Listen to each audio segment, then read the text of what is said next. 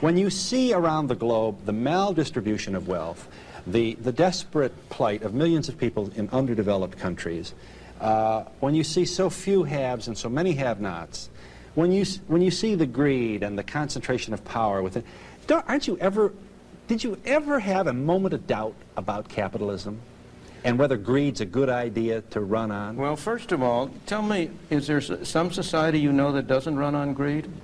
You think Russia doesn't run on greed? You think China doesn't run on greed? What is greed? Of course, none of us are greedy. It's only the other fellow who's greedy. The world runs on individuals pursuing their separate interests. The great achievements of civilization have not come from government bureaus.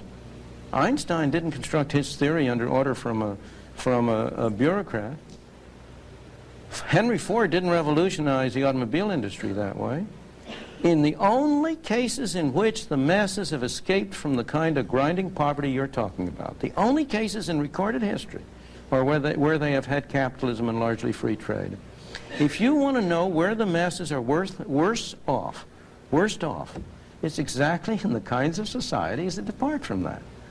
So that the record of history is absolutely crystal clear, that there is no alternative way so far discovered of improving the lot of the ordinary people that can hold a candle to the productive activities that are unleashed by a free enterprise system. But it seems to reward not virtue as much as ability to manipulate the system. And what does reward virtue? You think the communist commissar rewards virtue?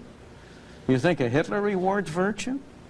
You think, excuse me, if you'll pardon me, do you think American presidents reward virtue?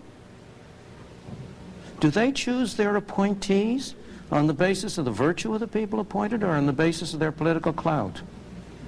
Is it really true that political self-interest is nobler somehow than economic self-interest? You know, I think you're taking a lot of things for granted. And just tell me where in the world you find these angels who are going to organize society for us. Well, I don't even trust you to do that.